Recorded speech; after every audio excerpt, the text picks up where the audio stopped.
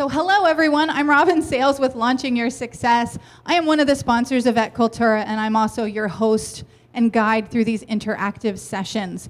And it is my honor and privilege to kick off our keynote.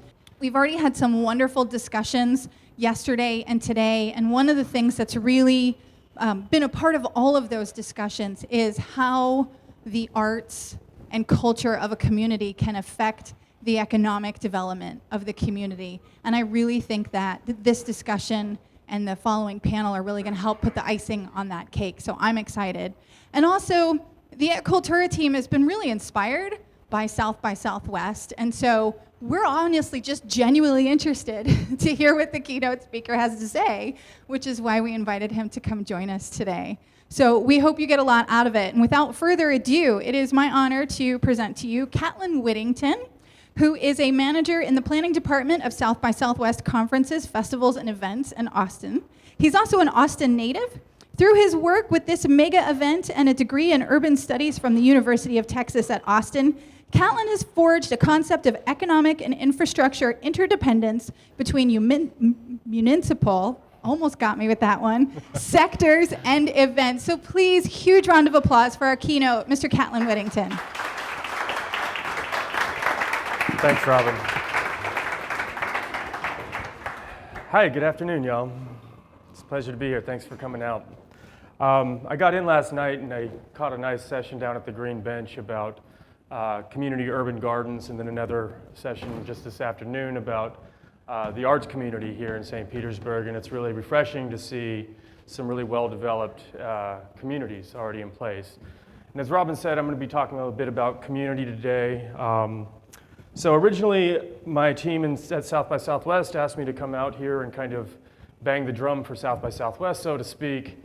Unfortunately, as a planner, I'm much too punctual to be a drummer. So, then I found out it was Keynote for a technology interactive conference, and I was humbled because I much prefer technology that creates sawdust and horsepower than apps and the bits of the modern era. But all that being said, I'm really proud to be a part of the South by Southwest team. It's a group that really fosters this big tent approach to our event. And what that is, it's an approach of inclusivity for ideas, for people, for interests, for companies, for business. It's the type of event, the big tent is an idea of where you could have First Lady Michelle Obama speaking on a panel with songwriter Diane Warren, actress Queen Latifah, and rapper Missy Elliott all on one stage talking about global movements and women's empowerment. These are the types of broad and far-reaching ideas that we try to foster at our event. So without further ado, I'm going to jump right into a brief sizzle reel that we have. It's kind of fun.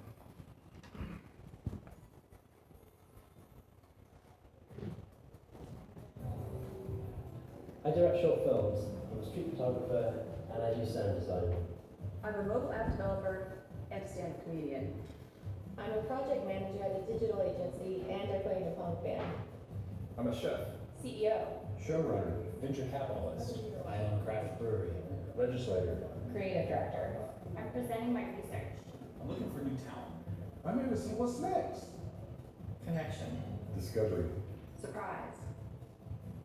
I'm here for the unexpected.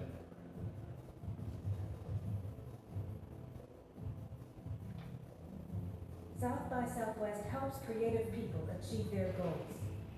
It's our mission to facilitate face-to-face connections, new opportunities, and unexpected discovery through an event that brings together multifaceted people from all walks of life from around the globe.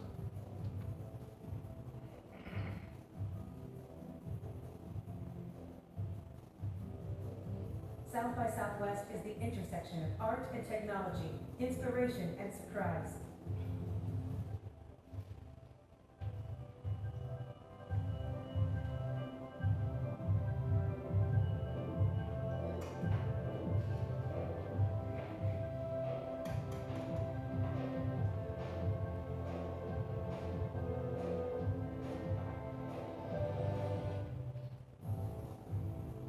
Come be a part of one of the most Diverse. Collaborative. Inventive.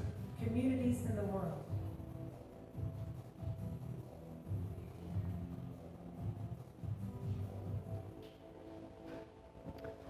All right, so that's the big tent right there, and every time I see that, I just like, shit, that's what we do. You know, as a planner, I'm always on the other side of the fence, and I never really get to enjoy or appreciate what it is we're actually producing. So today I'm going to talk about South by Southwest, some of our background, try to give you a sense of the scale of South by Southwest, our economic impact into the area, but a lot about how we engage both our global community of attendees as well as our local community in Austin throughout the year. I'm also going to be talking about Austin and Austin's cultural products, some event models, kind of the infrastructure impact that major events have on Austin, how Austin works to support the arts and creative sector and build community as well, and some of the challenges that we face in Austin. So what is South by Southwest? Well, this year we've celebrated our 30th anniversary of the music portion. Started in 1987. We had about 700 attendees who paid $35 to come and see Austin. In 1985, the film and multimedia conferences were started, which has now grown into film and interactive as two separate tracks.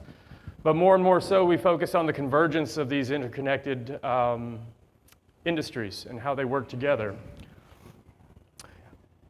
South by Southwest is a destination for global professionals, though, and it's a place where unexpected events can happen. So by the numbers, for scale, although we hosted over 2,200 showcasing acts on 110 stages, in 2016, South by Southwest is not just a music festival. We also had more than 2,000 conference sessions, industry-focused conference sessions. We had more than 250 film screenings. We had 8 exhibitions with 230,000 visitors over the 9 days, and 250 film screenings in 7 theaters. Those are local theaters and local venues, by the way, existing year-round. What does that mean for the Austin's economy? So this activity translated to over $325 million into the economy in 2016. That was in part fueled by 60,000 hotel room nights that were booked by our in-house housing department. The average attendee room rate was $350 per night, with an average stay by attendees of 5.2 days, which is huge for any type of festival or conference. Again, $325 million brought into the local economy. In the last 5 years, we've brought in over $1.3 billion in economic impact. March has the highest hotel occupancy tax revenue monthly in the city of Austin. Tax receipts for the last 10 years have peaked in March. $10 million more than any other month of the year in gross revenue for hotels in Austin. And that's just hotels. That doesn't, the trickle down from there is broad. This is cumulative hot tax and mixed beverage and alcohol tax for the city of Austin monthly. And as you can see, March is head and shoulders over any other month of the rest of the year. Those ancillary industries that grow because of this impact leads to like a robust hospitality and entertainment industry. All the services, the vendors, the staff, the pedicab drivers, the bartenders, hell, the drug dealers, they're all making money off of this, right? So this is a little bit outdated, but from Q1 of 2010 through Q3 of 2014, sales tax grew 37% and 34% respectively for the accommodation and food services and the entertainment and recreation sectors in Austin. But it's not just heads and beds, right? There's also barbecue, tacos, chicken and waffles, and all those other good things that South by Southwest is about. But South by is also about business. So this is a picture from one of our exhibitions. This is our main trade show. This one here had over 500 exhibitors from around the world attending in 4 different exhibit halls. That's about 700,000 square feet of exhibition space right there. So South by Southwest is about business. Competitors in our accelerator pitch competition have received over $3.1 billion in funding since we started that competition. 14% of them have been acquired since they came and presented, acquired by larger companies. A lot of them got funding and just went on their own. We had 36 mayors come in to talk about good governance, civic engagement, and public policy this last year, as well as the President and the First Lady. So, missed one. So we're a stage, we're a spotlight for music, film, and the ubiquitous field of technology. We're a stage for businesses. We're a stage for ideas. That's what we try to work on. That's what we try to build. That's the big tent. So South by Southwest also builds local and regional and international community. This is a still from the Macnas Parade, which is a Irish performing arts troupe that had their first stateside parade at South by Southwest in downtown Austin streets this year. It was amazing. These are actually some of the smaller performers that were part of it. And you can see in the background the orange thing, which is like a giant horse that ended up catching on fire at the end of the parade as part of the act, right? And this is just in downtown, open to the public on the streets. So these are the in real life experiences that define our event for our global audience of professionals.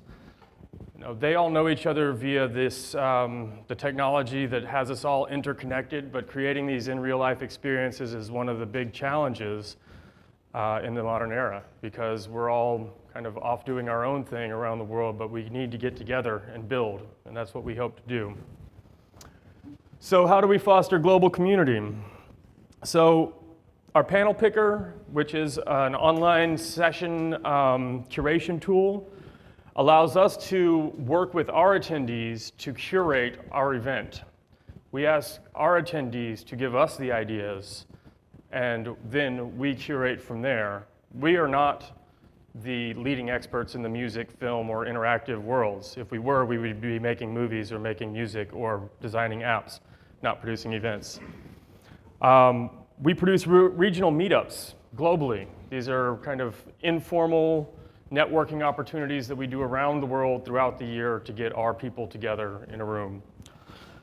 And then we travel constantly to find out what people are doing, our peers, and the people involved in the industries that we tend to serve are doing around the world, so that we stay on top of current trends. And then, as any good business does, we have a year-round social media presence that keeps our attendees engaged with us. How do we foster our local community? Well, we try to be good corporate citizens. We host CSR events for our staff and our families. We engage the local creative sectors as much as possible. We use local and regional vendors, ensuring that there is a lot of strong and supportive businesses, the kind of businesses that we need to produce our event. We work with the organizations that serve the creative sectors. These could be everything from like a health nonprofit to an arts community to a creative hub. We are involved with those groups throughout the year. And then we produce free events, concerts, job fairs, outdoor screenings, parades. We produce these free events for the public during our event. A lot of our exhibitions are free and open to the public. We do this because we want people to come out and see. We want to bring the world to Austin, but we want Austin to be able to experience that world that we're bringing here. We're very proud of what we do, and we can't give it all away for free. We would if we could. We don't have that model yet. So this is an aerial view of one of our free outdoor concert sites. This one here can hold about 20,000 people on it. Where I got my start was building out this site for South by. I'm going to talk a bit about different event models. So that one there was an example of what they call a greenfield model. It's a purpose-built outdoor festival model. It's very typical for most music festivals. You build a site, and while the vendors that build it, the producers, and the vendors that sell booze and sell food and stuff out there, they all can make some money off of it. In a sense, this is a fenced-in economy. There's some trickle down, there's some spillover as people leave and they go to the bars at night. But for the most part, the economic development that happens there is right on one site. The same can be said for traditional conferences. You know, the hotel might make a bit of money, might have some good reception money coming in, some good food and beverage revenue. But for the most part, that's kind of trapped within one area. I like to think of South by Southwest and this event here at Cultura as being more of the satellite venue model.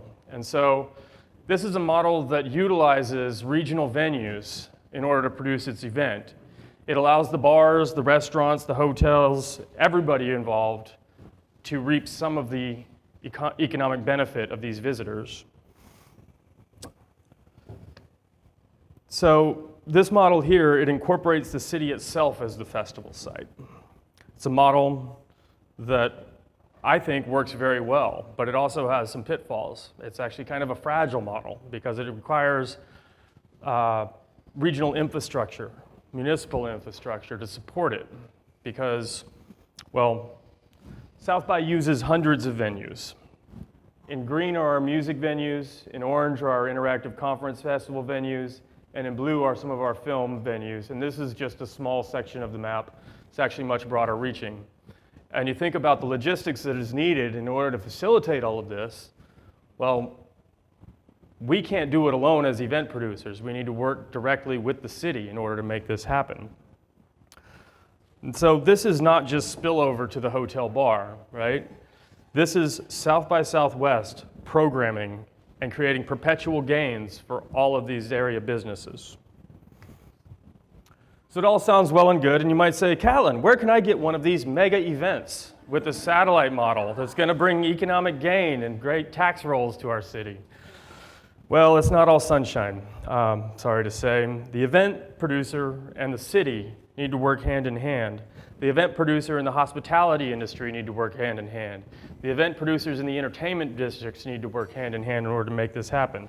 And there need to be processes in place in order for this to happen. Because basically, people are messy and needy creatures when we get out to it. So some of the challenges that we've seen is that this scale of visitors has serious impact on public infrastructure. I wrote a long paper about infrastructure shock and peak demand, and if you look at traffic as an example of infrastructure shock, the only way to get past traffic is to wait. Time is the only thing that'll beat traffic. You can't build more roads. But an event has a different type of infrastructure shock because the waste management can't keep up. Public safety can't keep up. Transportation infrastructure can't keep up. Hell, we ran out of internet bandwidth in Austin about 8 years ago, and we had to go in and bring in satellite pipelines of bandwidth across the city from rooftop to rooftop in order to get enough into our venues. These types of events require specialized public services to support the tourism. It requires a non-traditional approach by the city to permitting. And like I said before, producers need to work with the hospitality industries and the cities in order to make this happen. So there's challenges for transportation, waste management, public safety. The bottom line is, if the city wants to support tourism, it has to have a clean and safe and efficient public environment for this to operate in. One of the biggest concerns around the world for tourism industries is that you have a major incident that scares people away from coming back to visit. If people come to Austin during South by Southwest and it's not clean, they're not going to want to come back in the fall. They're not going to want to come back over Christmas with their family. They're going to say, look at this messy city. I don't want to come bring my family here. So the city has to support the arts and creative sectors. It's to create vibrant and sustainable arts and entertainment districts. It needs to work to establish cultural anchors that bolster community identity and economic growth. A 2012 study of the arts and creative sector in Austin showed that the creative sector brought over $4.3 billion in economic activity in 2010. This equated to $71 million in taxes and 49,000 jobs. The sector growth of 25% over 5 years compared to a 10% regional economic growth. Pretty strong. But there's a lot of challenges, right? There was a 25 census of Austin's music industry, and the Economic Development Department sponsored this study to figure out what was going on with our music industry in Austin, where it was failing, where the problems were. The biggest thing was affordability. And what we saw was While residents in Austin have seen a higher than average median income than the rest of the country, musician incomes had been stagnant. The same could be said for the music venues. They've been facing affordability issues as their rents continued to rise and their bottom lines continued to dwindle. It was already a low margin business, and it just continued to get worse and worse. So affordability for music business is a big thing. The satellite events, they can help to bolster sales, they can increase consumer participation, and they can create favorable operating environment for businesses and musicians alike, and artists, any kind of creative industry if you want. So arts patronage is not a dead concept, but it's changed. It's no longer supporting the symphony or the museum. There's a strong case to be made for arts patronage for commercial arts, for commercial venues, for commercial enterprises. It's because those models aren't really the best. They haven't been the best for a long time, those business models. And you could make a better business model, but it's been really hard. People haven't figured that out yet. And if you want to support these creative industries, you have to understand that they are creative industries, and there needs to be something there to foster these industries, whether it's public policy that makes a favorable operating environment, or it's direct subsidies for artists. So a case can be made that cultural products lead to global competitiveness. It's a feedback loop that says cultural products increase the quality of life, which attract talented workforces, which increase the global competitiveness of a city. Well, there's a reciprocal feedback on property values. Quality of life drives up real estate prices, which then creates affordability crises for the creative industries, which brought the global competitiveness in the first place. There's no one panacea for this, right? There's no one solution. Events such as South by Southwest are part of a well-rounded solution, but it's just a piece. There needs to be greater community involvement in order to keep these cultural businesses going and this cultural identity vibrant. So if the hospitality and the public sector can support it and the community stays engaged by events, events can help to bolster the creative sector and build a strong community, the strong community that's needed to foster the scaled economy. There are challenges, and there's no one model. We need a diverse and holistic approach to supporting the arts in a city. And the community is a very nuanced but equally important thing, right? Community is the start of it all. So at that, I'd like to invite some new colleagues and friends up to have a conversation about St. Petersburg, events in St. Petersburg, and what I've already seen to be a healthy arts community here. And afterwards, we'll have some questions from the audience. Thanks, y'all.